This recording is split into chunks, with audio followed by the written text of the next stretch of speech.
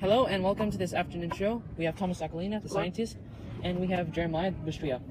What is globalization? Well, globalization is a term used to describe the growing technology and trade market. When did this term actually started? This is my first time hearing about this. Well, this topic can kind of lead to controversy. As I said before, globalization doesn't really have an origin point. As humans, have been interacting with each other for subconsciously for thousands of years, without having to date it. We know this.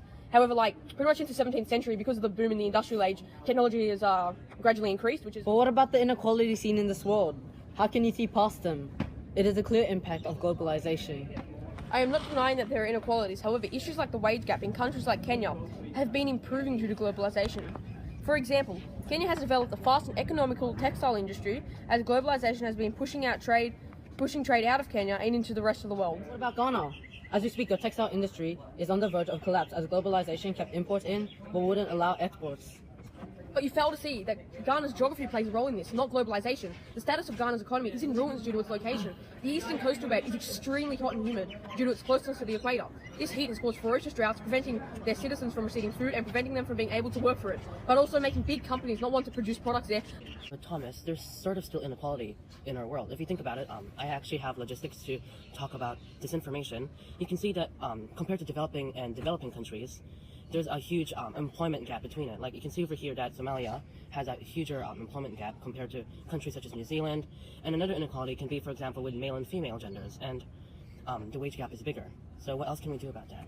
Thomas, what is the difference between developed and developing countries? Well, so let's take two countries for example. We've got America and Somalia, because we've been losing a lot, so it's quite ample to use. So pretty much the biggest difference between these two countries is the poverty line. Okay, so you got Somalia, who is quite poor. Absolute poverty. They're earning less than $1.90 a day. So it's clear that they're all poor, a lot of them are poor. Based on this, what are some resources used during globalization? As you may know, Luke, there are a lot of countries, developed and developing, heavily reliant on fossil fuels. So natural gas, oil, coal, a lot of things like that. See, now you've got both of these countries, developed and developing, have been making the switch to green power. Now we're back on track. What's the comparison between developed and developing countries, Thomas? So let's compare two countries, Australia and Somalia. Easy example. There's clear differences. I can't disagree with you. There's differences such as education, food, water accessibility, shelter, and life expectancy. Okay. For example, in Australia, the life expectancy is 82 years, and we all have access to education, food, water, and most people have access to a good shelter. Meanwhile, in Somalia, life expectancy is 55 years, which is a difference in 27 years. But the thing is, we seem to forget that again. Somalia's geography has played a big role in this because Somalia is very hot. What are some solutions we can implement to change all this stuff? Well, I believe, globalization as a whole has already been reducing this. Like I said, green energy, I've said it multiple times.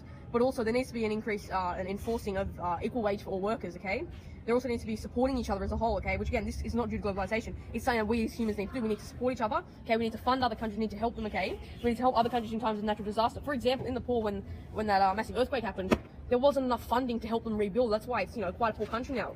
So and the biggest thing we need to do is stopping labor abuse, child labor. It's happened in so many countries, and yes, I will agree that is brought by globalization, but it's also brought by, for example, the Chinese government not actually implementing laws to stop this. In Samsung, it's happened, but a lot of companies don't know about this, so big changes got to happen. Thomas, here's where you're wrong.